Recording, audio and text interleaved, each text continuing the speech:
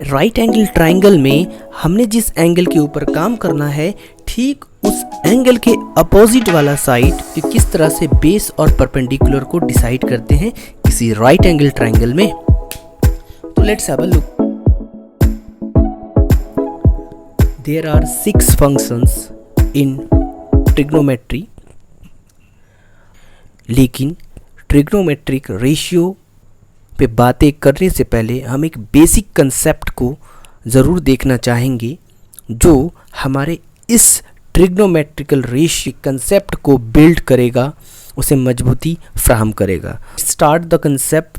First one is Pythagoras theorem. Let's have a look. Basically sir ये जो Pythagoras theorem है ये basically related to है right angle triangle से related. सो हम राइट एंगल ट्राइंगल ड्रॉ कर लेते हैं। इस वीडियो में मैं आपको ये भी सिखाऊंगा कि किस तरह से हम राइट एंगल ट्राइंगल के साइड्स को डिनोट करते हैं। तो बेसिकली यहाँ पर एक फंडा है, जब हम ट्रिग्नोमेट्रिकल रेशियोज पढ़ेंगे तो हमें एक फंडा के ऊपर ज़्यादा ध्यान देना है, और वो फंडा ये है कि सर हम कब परपेंडिकुलर अज्यूम करें किसी ट्रायंगल के साइड को, कब बेस अज्यूम करें।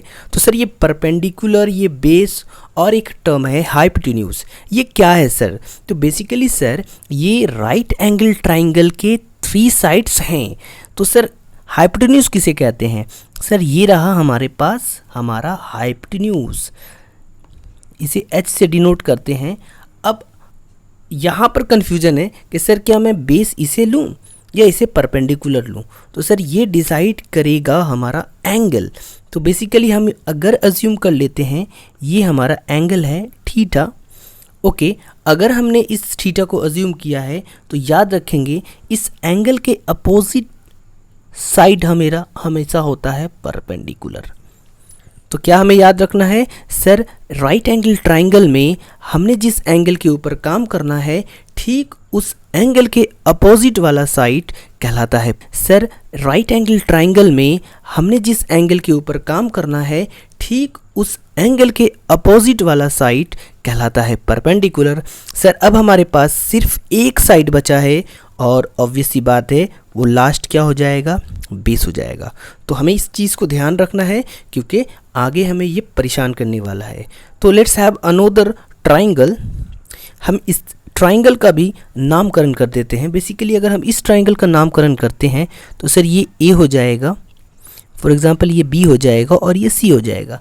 इसी तरह हम यहाँ पर इसका नामकरण कर देते हैं, सर ये ए है, ये बी है और सर ये सी है। नाउ अब हमें इस एंगल के ऊपर काम करना है। फॉर एग्जांपल सर हम इस एंगल के ऊपर काम करना चाहते हैं। तो बच्चों अगर ये बीटा एंगल है तो ठीक सर इसके अपोजिट वाला साइड क्या कहलाएगा? सर इसके अपोजिट वाला साइड कहलाएगा परपेंडिकुलर। तो याद रखना किस तरह से हम यहाँ पर बेस और परपेंडिकुलर को डिसाइड करते हैं, ये इम्पॉर्टेंट है। तो अब हम स्टार्ट करते हैं हमारा पाइथागोरस थ्योरम।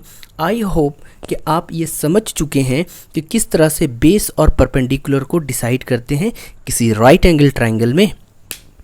तो लेट्स हैव अ लुक। हम फार्मूला के डेरिवेशन के ऊपर नहीं जाएंगे, आपने सिर्फ फार्मूला देखना है, फार्मूला को समझना है और उसे अप्लाई कैसे करते हैं ये सीखना है, ठीक है। तो नेक्स्ट हमारे पास है फार्मूला। तो सर फार्मूला होता है h² is equal to B square plus P square. Basically h क्या है सर? हाइपोटेन्यूज है, b क्या है सर? बेस है और p क्या है सर? परपेंडिकुलर है। और मैंने अभी आपको सिखाया है किस तरह से बेस डिसाइड करते हैं और किस तरह से परपेंडिकुलर डिसाइड करते हैं। सो आई होप ये आपको समझ में आया होगा। नेक्स्ट एक प्रॉपर्टीज़ है सर, प्रॉपर्टीज़ ऑफ ट्राइंगल है। बेसिकली ये प्रॉपर्टीज़ इस तरह से है कि सर अगर मान लीजिए हमने किसी ट्राइंगल के 2 साइड का सम निकाला। फॉर एग्जांपल मान लीजिए हमने ए बी साइड और बी सी साइड का सम निकाला। तो याद रखिएगा सर ये जो 2 साइड का सम होता है ना किसी भी ट्राइंगल का, वो हमेशा तीसरे साइड से बड़ा होता है, ठीक है। ये हमें याद रखना है,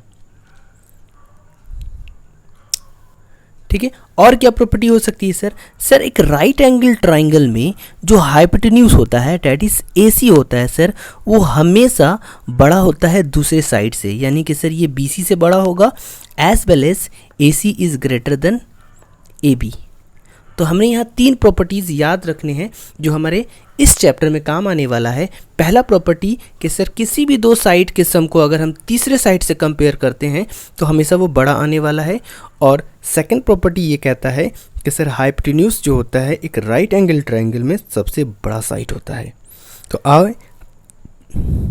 आए अब हम इस पाइथागोरस के एप्लीकेशन को समझते हैं।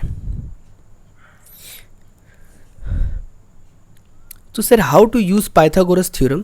सर बेसिकली हमने पाइथागोरस थ्योरम के बारे में पढ़ा। सर हमने पाइथागोरस के थ्योरम के फॉर्मूले को जाना। अब हम क्या करते हैं, उसे अप्लाई करना सीखते हैं। तो फॉर एग्जांपल सर यहाँ पर हम एक काम करते हैं, इसका नामकरण कर देते हैं। सर ये ए है, बी है, सी है। राइट एंगल ट्रायंगल में एक 90 डिग्री बनता है ना। और जो रिमेनिंग एंगल्स बचते हैं, ये हमारा एंगल है और ये हमारा एंगल है, इनका जो सम होता है वो 90 के बराबर होता है। क्योंकि हम जानते हैं किसी भी ट्रायंगल में जो इंटरनल एंगल का सम होता है वो होता है 180। तो अगर राइट एंगल ट्रायंगल में हमारे पास एक एंगल 90 का है तो रिमेनिंग एंगल का जो सम होगा वो भी 90 होना चाहिए, बिकॉज 90 90 180 होता है। सो इसे समझने के लिए हम एक एग्जांपल का हेल्प लेते हैं। फॉर एग्जांपल मान लीजिए हमारे पास बेस गिवन है 4 सेंटीमीटर और हमारे पास बेस अवेलेबल है 4 सेंटीमीटर और परपेंडिकुलर अवेलेबल है। अगर हम ये थीटा एंगल लेते हैं तो हमारे पास परपेंडिकुलर अवेलेबल है 3 सेंटीमीटर। नाउ हमें हाइपोटेन्यूज पूछा गया है, हाइपोटेन्यूज की वैल्यू क्या होगी। तो हम आसानी से इसे सॉल्व कर सकते हैं। करना क्या है, ये हमारे पास फार्मूला है सर। आपने क्या करना है, जहाँ जिसकी वैल्यू दी हुई है उसे पुट कर देना है। तो सर बेसिकली हम यहाँ पुट करते हैं। बेस की वैल्यू क्या दी गई है सर, 4 दी गई है, 4 स्क्वायर हो जाएगा। परपेंडिकुलर की वैल्यू 3 स्क्वायर दी गई है, तो ये 16 हो जाएगा सर, और ये 9 हो जाएगा। इसे सॉल्व करने पे ये 25 आएगा। बेसिकली सर ये एच स्क्वायर चल रहा था तो हम इसे एच स्क्वायर करते हैं। यहाँ तक एच स्क्वायर हो गया। अब हमें एच निकालना है सर, तो हम क्या करते हैं, इसका स्क्वायर रूट कर देते हैं और यहाँ से हमें 5 मिल जाता है। तो इस तरह से हम पाइथागोरस को अप्लाई करते हैं। आई होप आपको ये समझ में आया होगा।